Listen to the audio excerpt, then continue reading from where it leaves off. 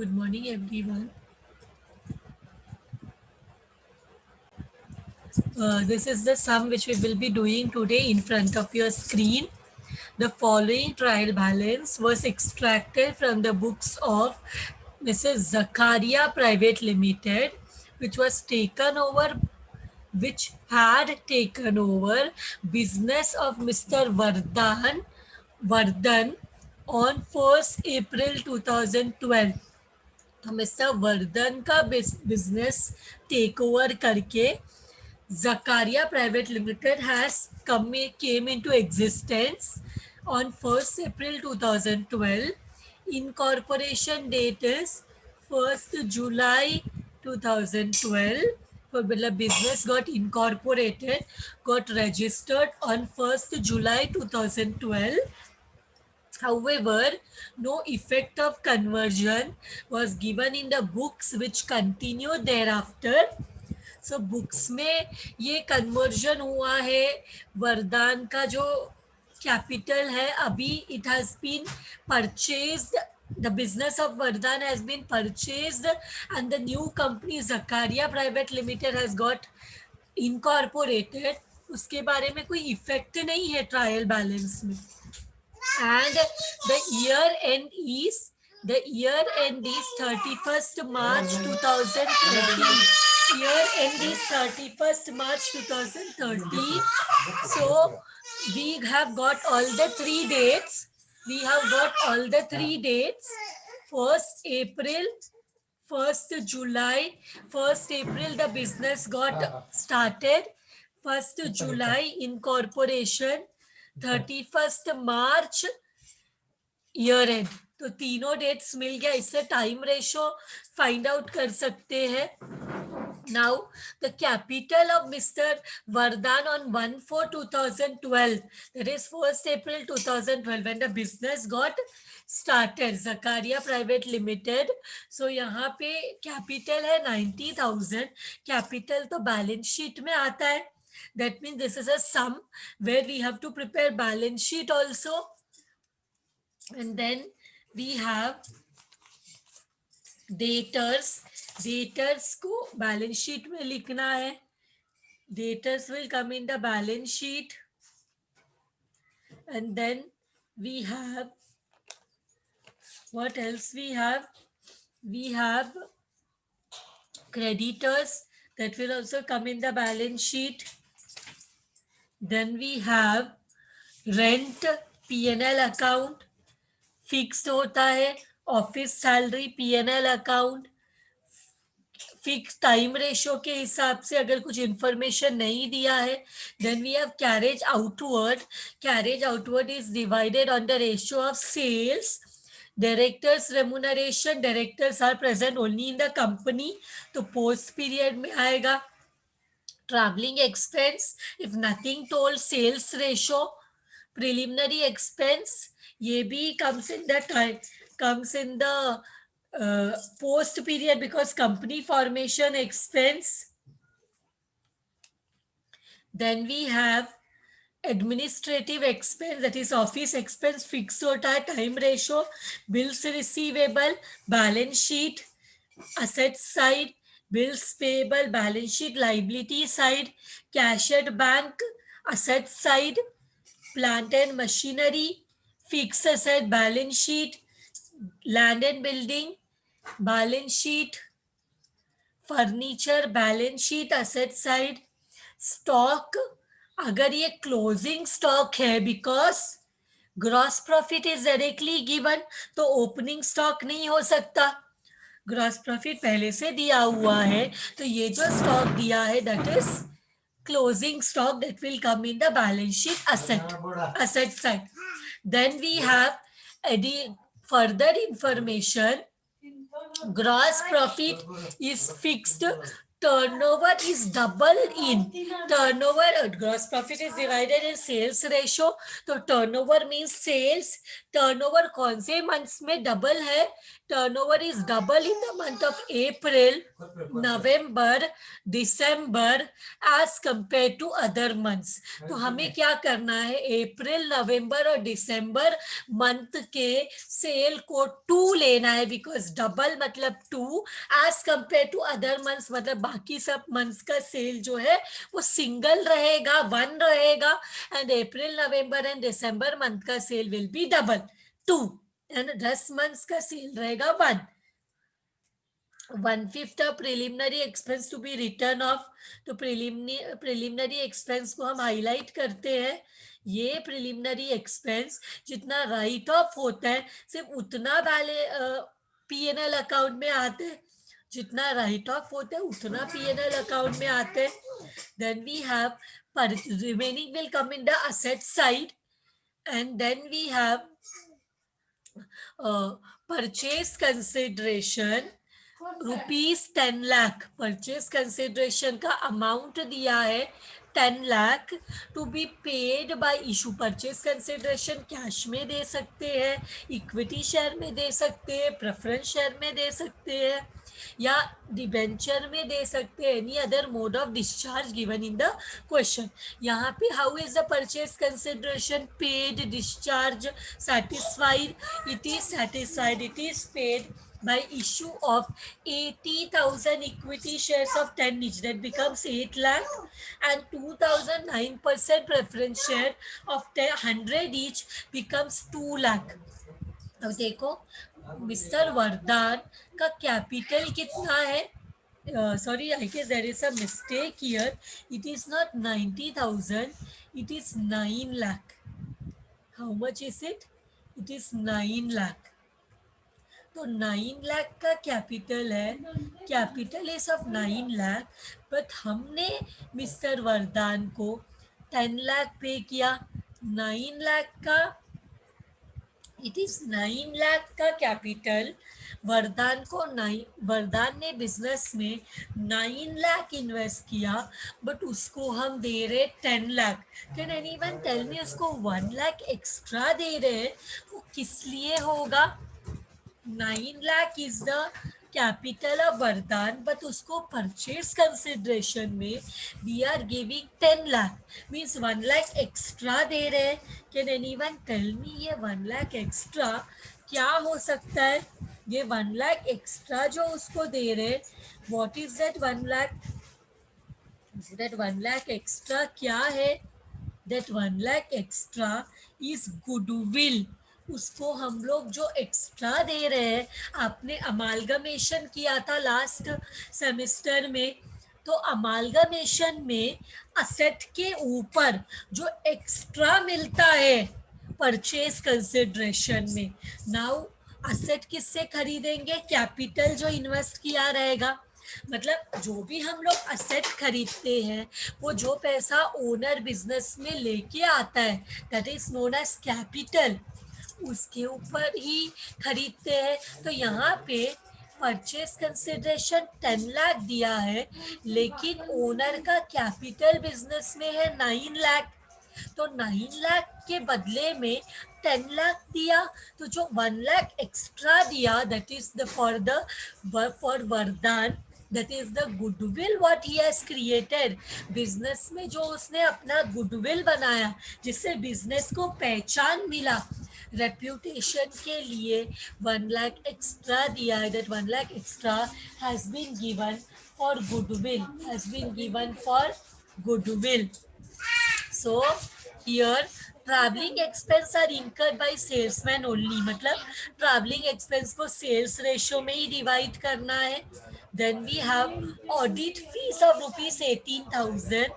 ये audit fees trial balance में किधर भी नहीं है, मतलब ये पूरा का पूरा आउटस्टैंडिंग है, पर ये ऑडिट फीस पूरा ईयर का है, 1 अप्रैल 2012 तो 31 मार्च 2013.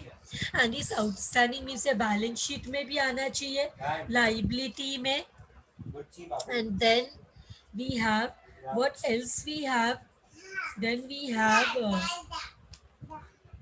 uh, rent of office building, rent of office building was 2500 per month up to सितंबर। सितंबर तक रेंट था, पर मंथ का दिया है 2500, but thereafter it was increase by 500 per month. मतलब पहले रेंट 2500 था, बाद में 500 से बढ़ गया, तो रेंट कितना हो गया होगा? कैन एनीवन टेल मी?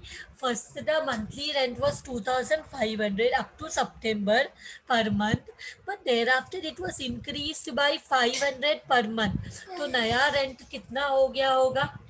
नया rent will be 2500 plus 500 which is equal to 3000। तो सितंबर के बाद we will take the rent as 3000। provide depreciation at a 10% per annum on plant and machinery, land and building, and on furniture। So हमें 10% depreciation निकालना है और उसको time ratio में डिवाइड करना है।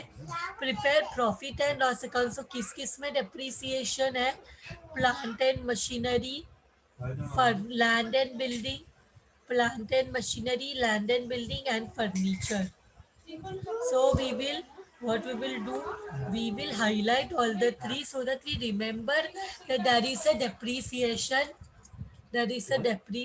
in all the three of the asset।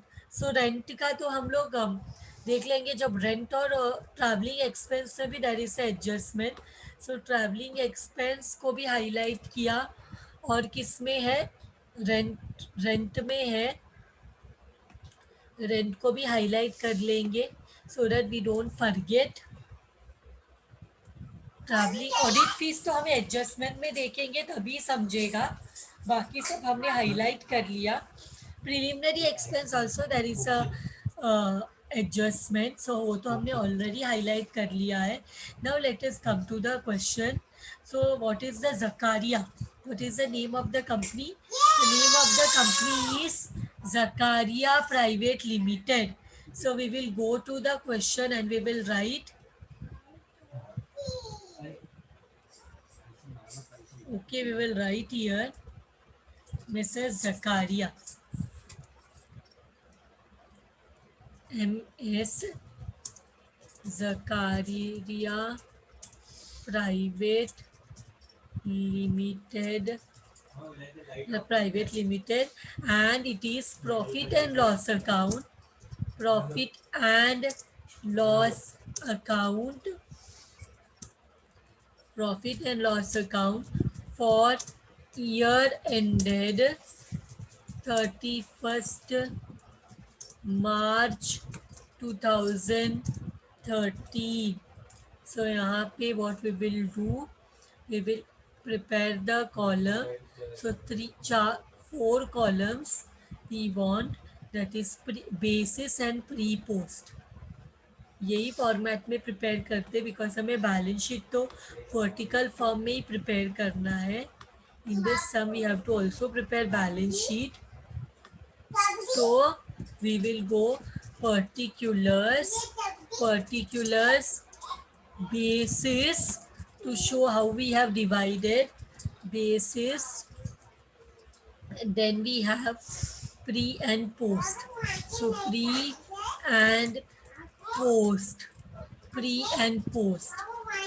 So here what we will do, we will go and see सब। और एक चीज़ यहाँ पे बैलेंस शीट है, बैलेंस शीट का जो भी है हम साथ में प्रिपेयर करें बैलेंस शीट भी, then it will become easy. दोनों चीज़ साथ में कर लेंगे तो यहाँ पे I will write one more thing, that is balance sheet as on 31st March 31st March 2013। So यहाँ पे what we will do, we will insert this is particulars, schedule and amount। तीन कॉलम हमें चाहिए।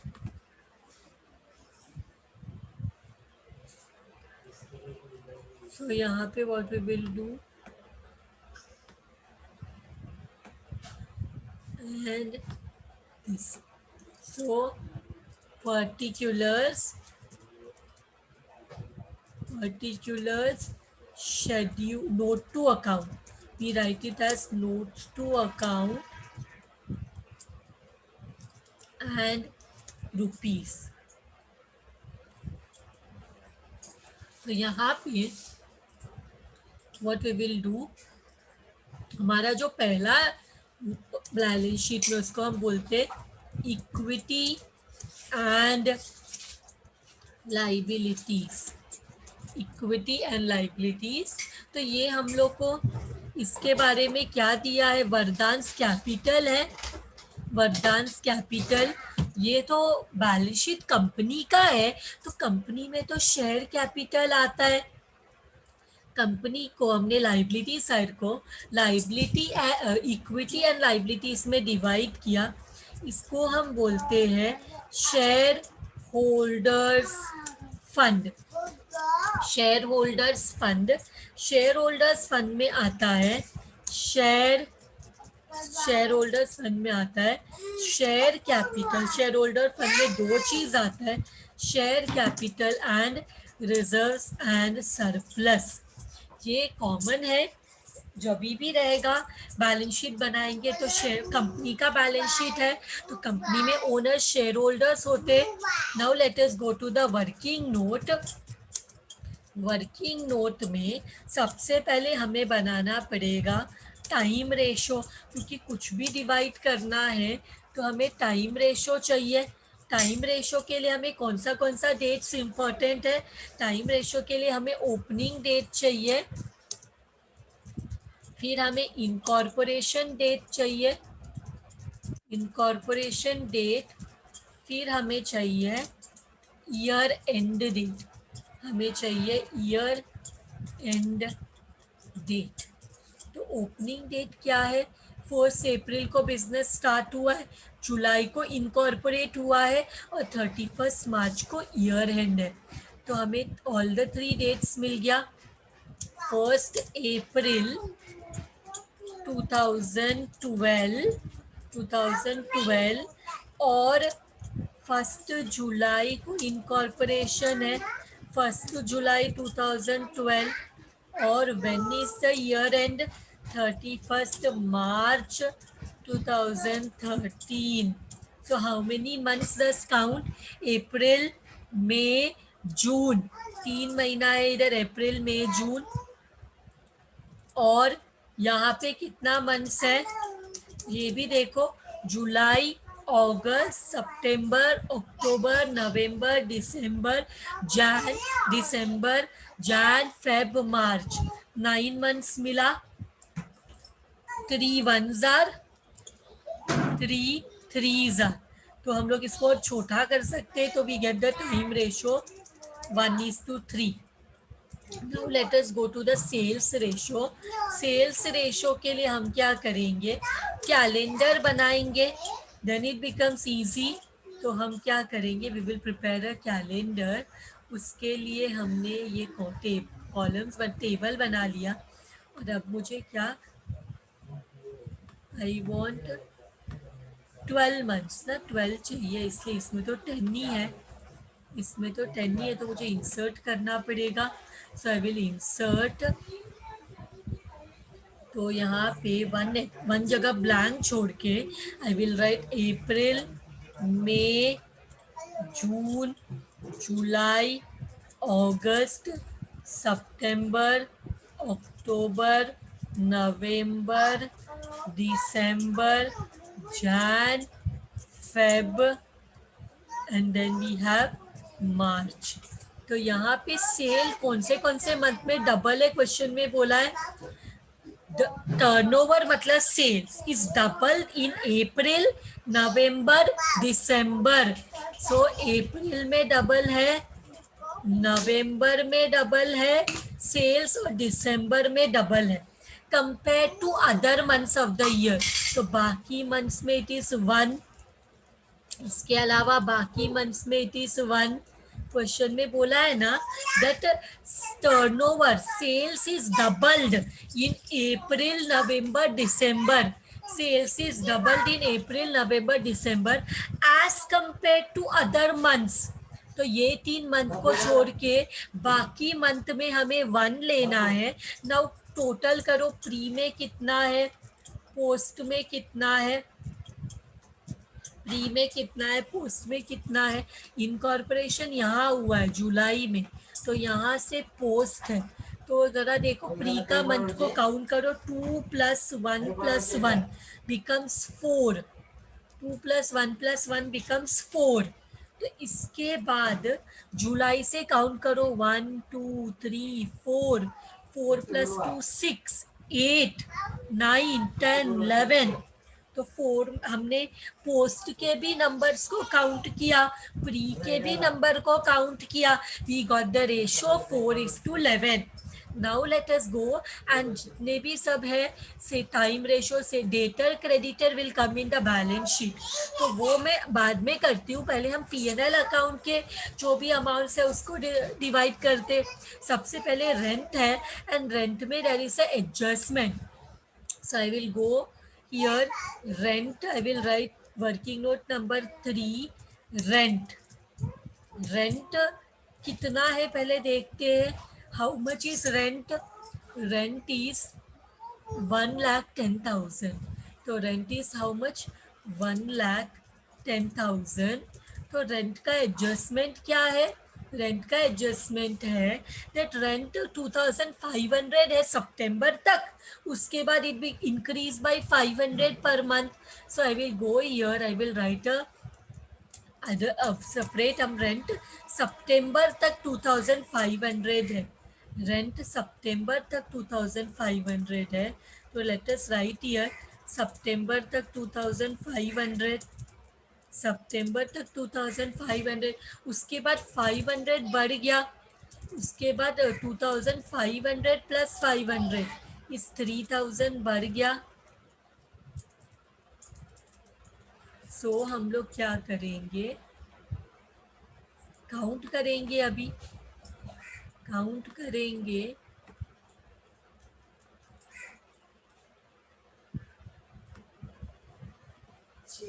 we will have to count now कि कितने months में। Pre में देखो, प्री में 2,500 into how many month, 1 2 3 4, sorry pre में कितना महीना है, सिर्फ 3 ही महीना है, 1 2 3।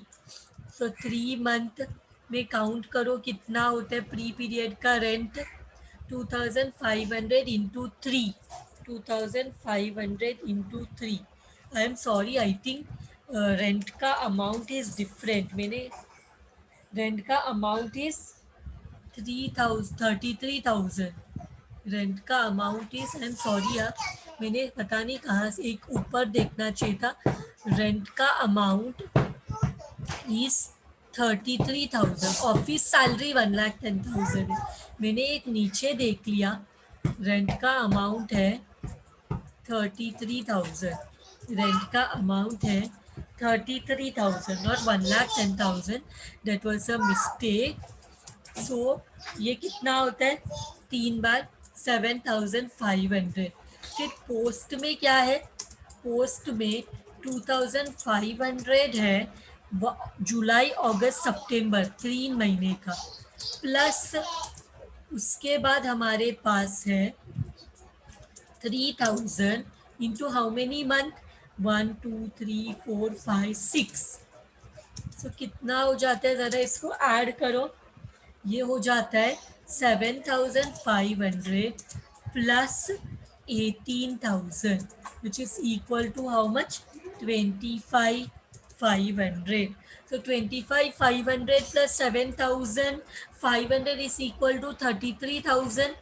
तो यहाँ पे हमें, लेकिन ये करने से पहले हम यहाँ पे क्या लिखेंगे, इनकम बराबर इनकम में सबसे पहले हम लोग लिखते हैं gross profit.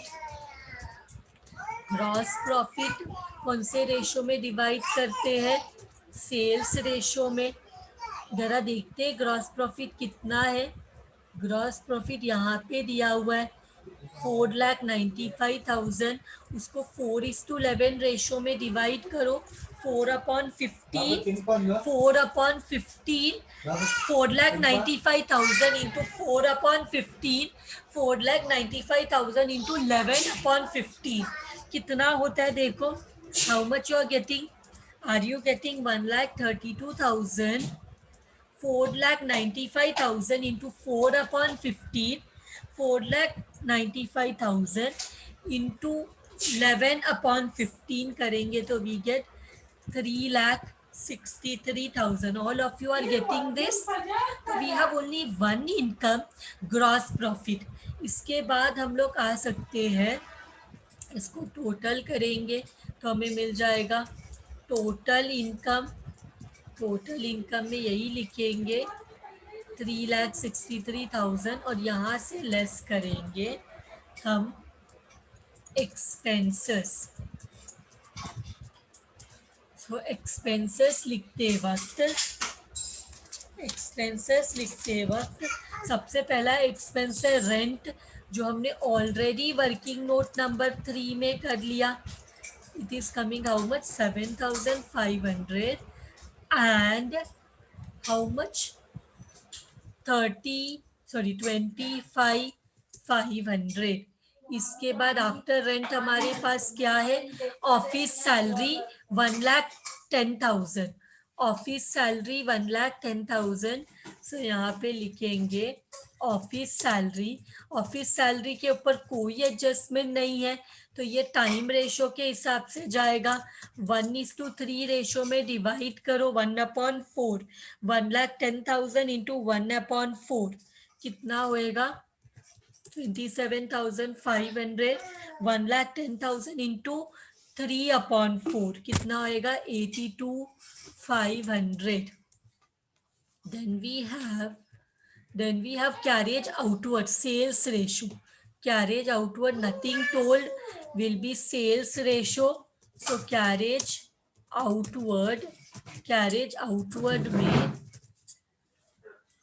carriage outward is sales ratio and the amount is how much of carriage outward, it is 54,000. So 54,000 में 54,000 sales ratio, 54,000 into 4 divide by 15 कितना हो जाएगा 14,400, 54,000 into 11 divide by 15, 39,600. After carriage outward, we have directors remuneration 16,000. Directors तो सिर्फ post period में रहेंगे, directors remuneration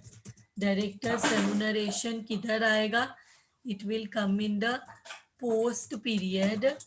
So post period है तो इधर कुछ नहीं आएगा और इधर आएगा 16,000.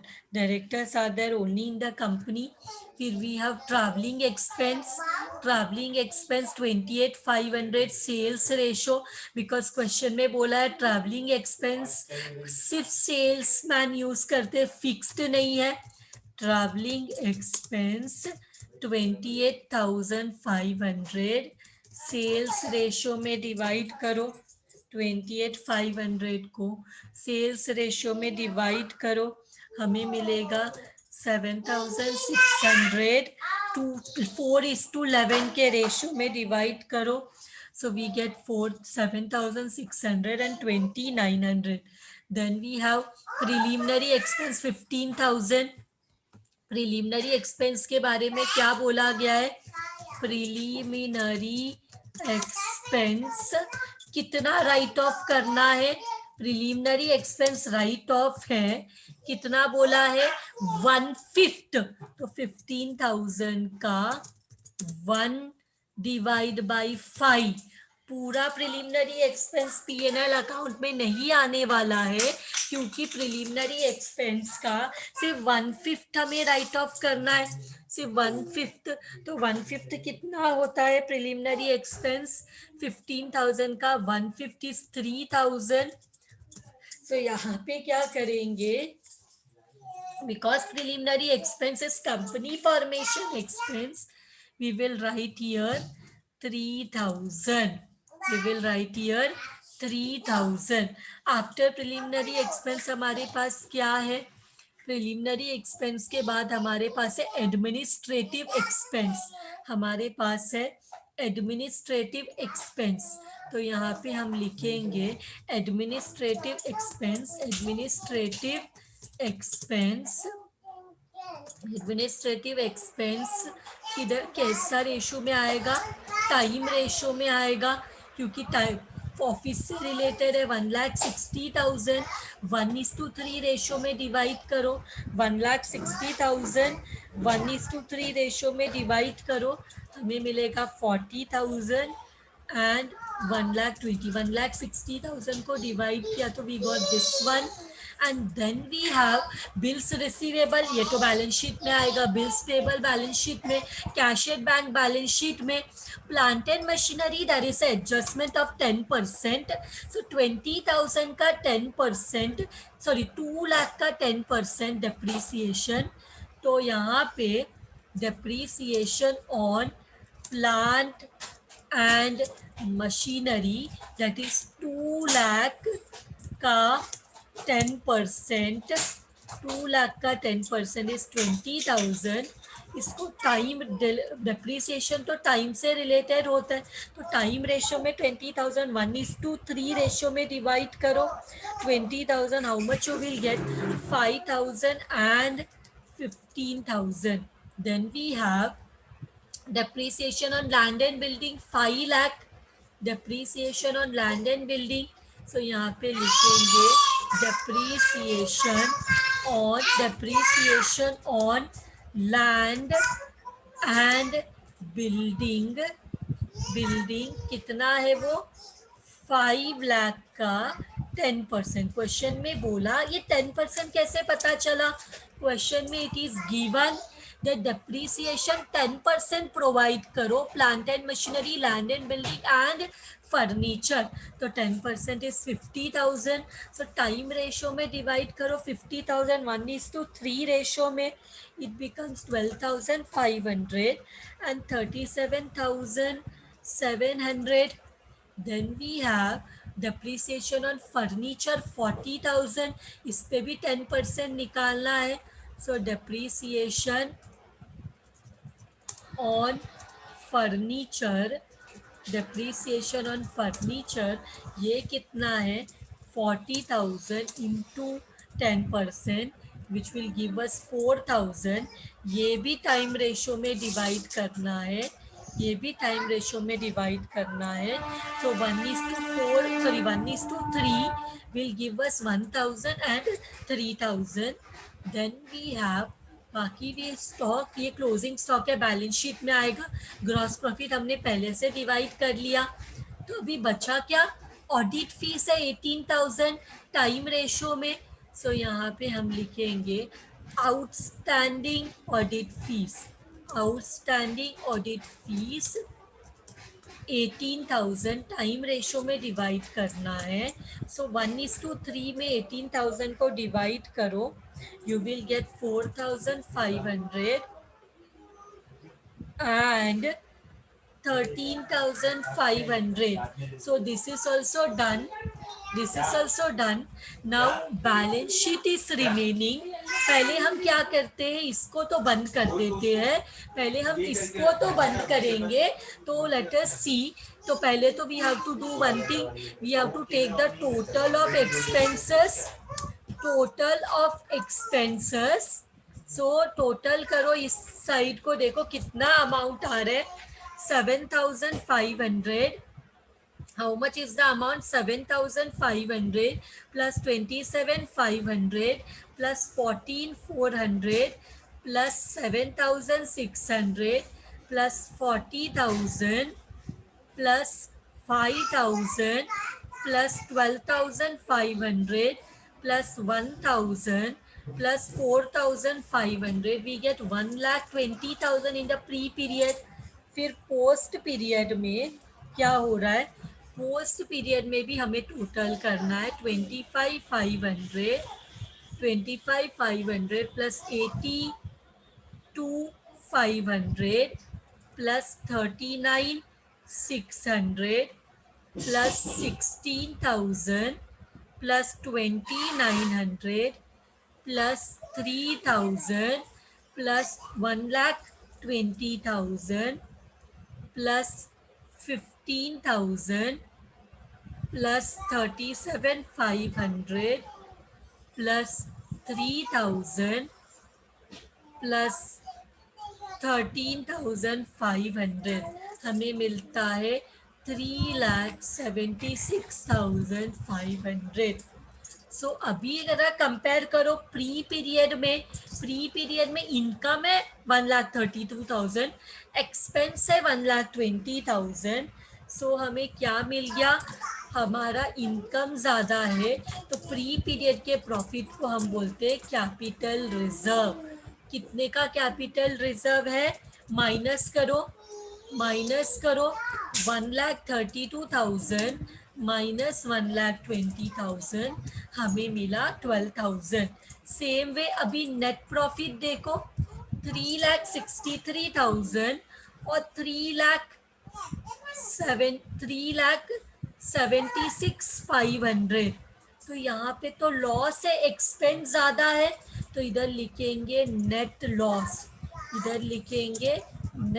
बिकॉज हमारा एक्सपेंस इनकम से ज़्यादा है। 3,63,000 माइनस 3,76,500 तो हमें यहाँ पे लॉस मिल रहा है, माइनस आंसर मिल रहा है 13,500। तो वी गॉट, हमें एक जगह में कैपिटल रिजर्व मिल रहा है, एक जगह में हमें लॉस मिल रहा है। Now let us come to our balance sheet. तो बैलेंस शीट में हम लोग क्या करेंगे, यहाँ पे we will write notes to account. यहाँ पे हम लोग लिखेंगे नोट्स टू अकाउंट्स क्यों है, जो ऊपर हमने शेयर कैपिटल लिखा है तो शेयर कैपिटल के लिए क्वेश्चन में कितना शेयर कैपिटल है, देखो purchase consideration ₹10 lakh is to be paid by the issue of 80,000 equity shares of ₹10 each and 2,009% preference shares of ₹100 each। तो क्वेश्चन में share capital will be our first note, share capital हमारा पहला note है। तो share capital में हमारे पास क्या है, हमारे पास 80,000 इक्विटी शेयर्स है ऑफ ₹10 ईच। ये क्वेश्चन में दिया रहेगा हमेशा कि हमारे पास कितना इक्विटी शेयर है और कितना प्रेफरेंस शेयर है, क्वेश्चन में ही दिया रहेगा। प्रेफरेंस शेयर 2,000 है, 9%। सो इधर लिखेंगे 2,000, 9% preference share capital of ₹100 each. तो ये हो जाता है 2 लाख, ये हो जाता है 2 लाख। तो यहाँ पे हम लिखेंगे हमारा नोट नंबर 1 कितना है, 10 lakh. Note number 1 is 10 lakh. और अगर एक चीज़ देखें क्वेश्चन में तो कैपिटल है जो हमने किधर भी अभी तक लिखा नहीं। देखो कैपिटल अकाउंट, क्वेश्चन में शेयर कैपिटल है ही नहीं, क्वेश्चन में तो कैपिटल अकाउंट है। ये तो एडजस्टमेंट में दिया है कि शेयर्स कितना रहेगा कंपनी में, जो ओनर को दिया शेयर कैपिटल, उसके अलावा और दूसरा कोई शेयर कैपिटल नहीं है। तो ये मिस्टर वरदान का कैपिटल 9 लाख, देखो क्वेश्चन में दिया है दी कंपनी इनकॉर्पोरेट हुआ 1 जुलाई को, पर कन्वर्जन का इफेक्ट बुक्स में नहीं है, इसलिए ट्रायल बैलेंस में कैपिटल दिया हुआ है। तो उसके लिए हम क्या करेंगे, वर्किंग नोट में जाएंगे। We will go to the working note and working note number 4 में हम बताएंगे कि गुडविल और कैपिटल रिजर्व यहाँ पे दो चीज आ सकता है, या तो गुडविल या तो कैपिटल रिजर्व। वो कैसे कैलकुलेट करते हैं?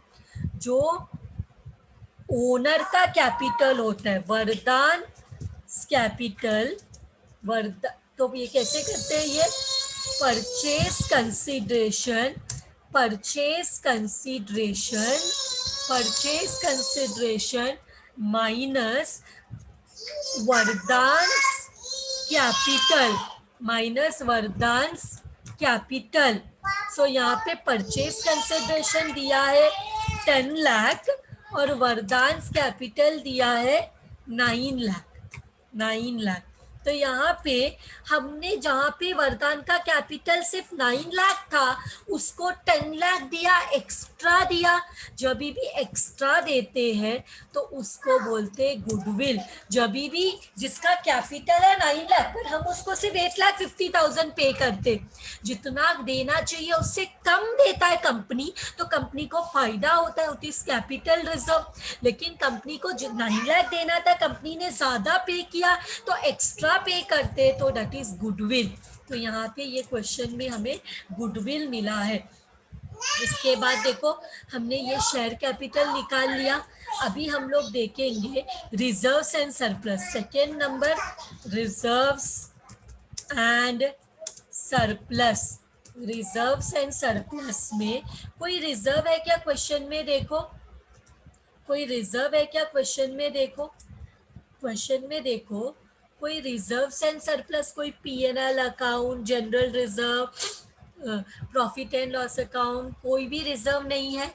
लेकिन जब हमने क्वेश्चन सॉल्व किया तो यहाँ पे हमें कैपिटल रिजर्व मिला है 12,000 का, यहाँ पे हमें कैपिटल रिजर्व मिला है 12,000 का। तो यहाँ पे लिखेंगे कैपिटल रिजर्व, कैपिटल रिजर्व कितना है?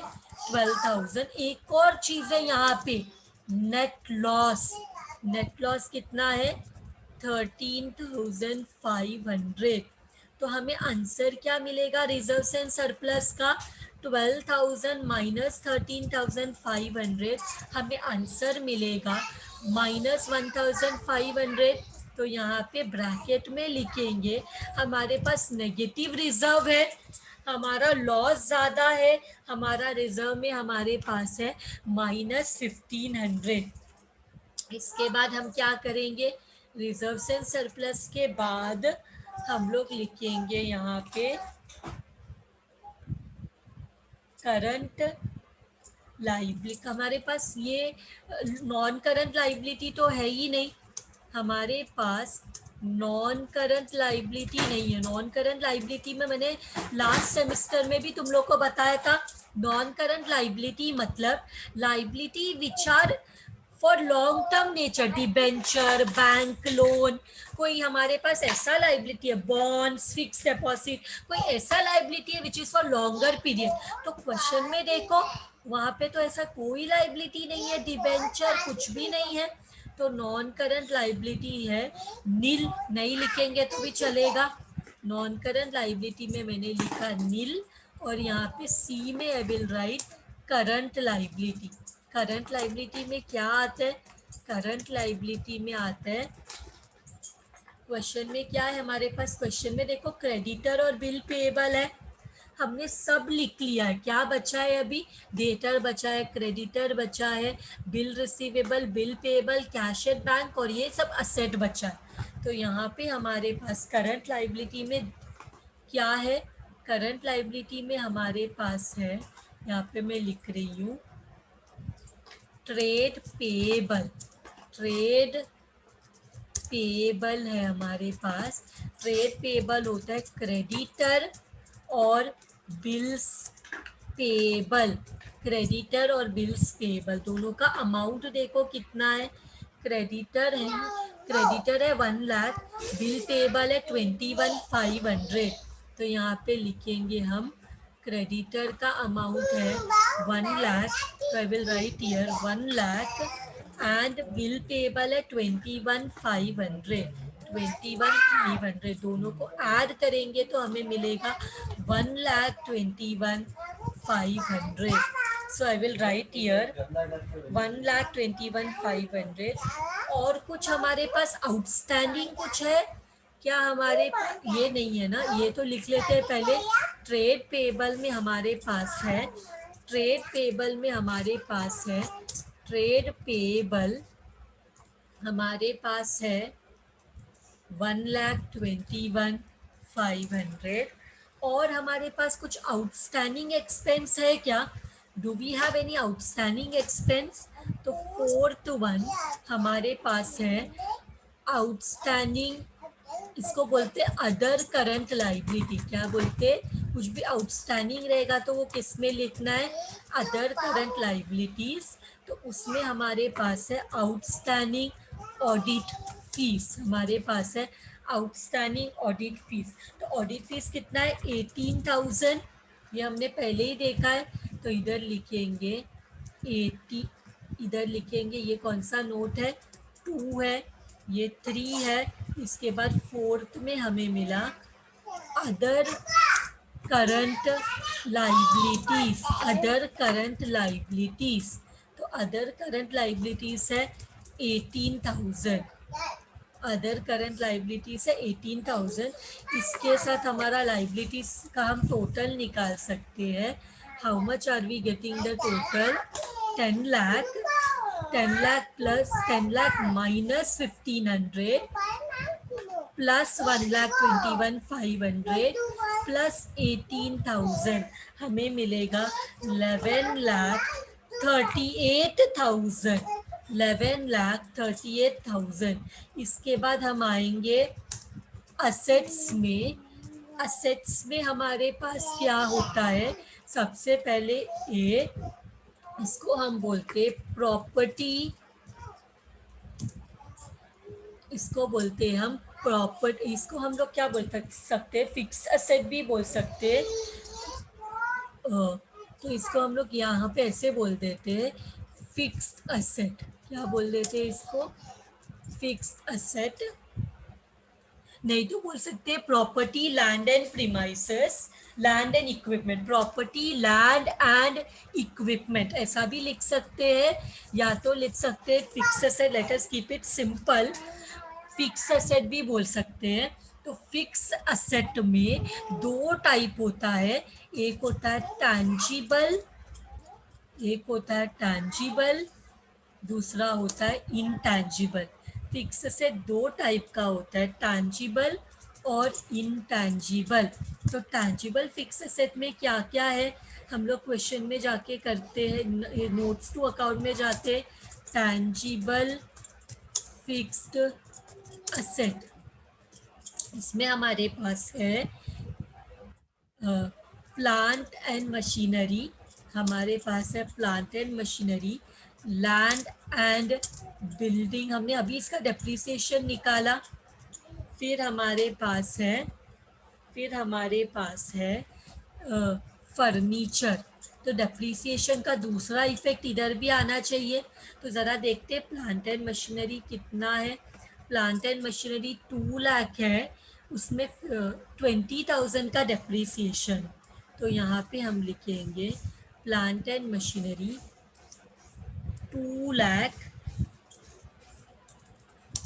जिसका 10% डेप्रिसिएशन निकाला तो इट बिकम्स 1,80,000। फिर हमारे पास लैंड एंड बिल्डिंग है, लैंड एंड बिल्डिंग 5 लाख है जिसपे 10% डेप्रिसिएशन है। तो हम लोग यहाँ पे लिखेंगे 5 लाख, 5 लाख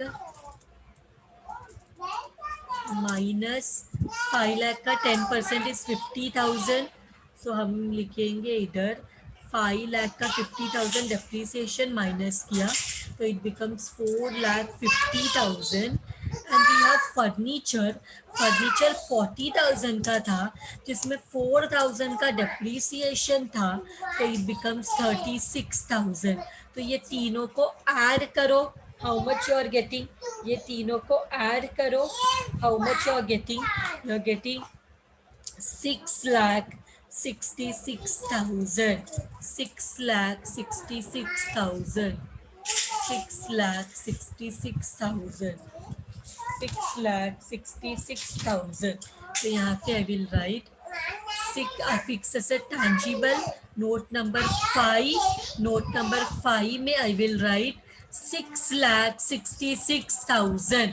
फिर इंटैंजिबल एसेट में हमने वर्किंग नोट में निकाला है, हमारे पास 1 लाख का गुडविल है, ब्रैकेट में चाहिए तो इधर लिख दो, it is what, goodwill.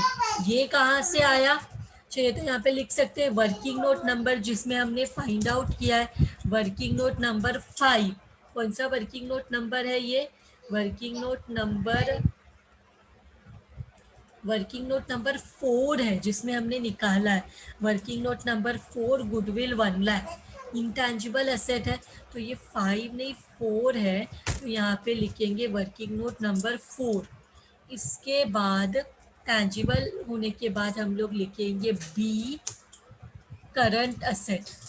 Current asset में हमारे पास क्या है, करंट एसेट में हमारे पास है देखो इन्वेंट्री है हमारे पास, यस इन्वेंट्री है हमारे पास, स्टॉक है, उसका अमाउंट हम लोग लिख लेते हैं कितना है, इसका अमाउंट कितना है ज़रा एक बार देख लेते हैं. स्टॉक का अमाउंट है 1,90,000. सो हम लोग यहाँ पे लिखेंगे 1,90,000. 1,90,000. स्टॉक के बाद हमें चाहिए ट्रेड रिसीवेबल. ट्रेड रिसीवेबल में दो चीज़ ऐड करके लिखते हैं, नोट्स में चले जाते हैं, दो चीज़ ऐड करते हैं. 6:1 trade receivable. Trade receivable is nothing but debtor plus bills receivable. Debtor plus bills receivable. Bills receivable. So debtor का अमाउंट कितना है ज़रा देखते हैं क्वेश्चन में. डेटर है 80,000, बिल्स रिसीवेबल है 30,000.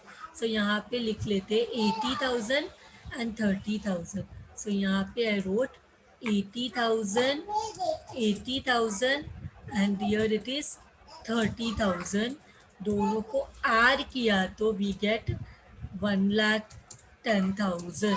So debtor is 1,10,000. तो यहाँ पे लिखेंगे 1,10,000. 1,10,000.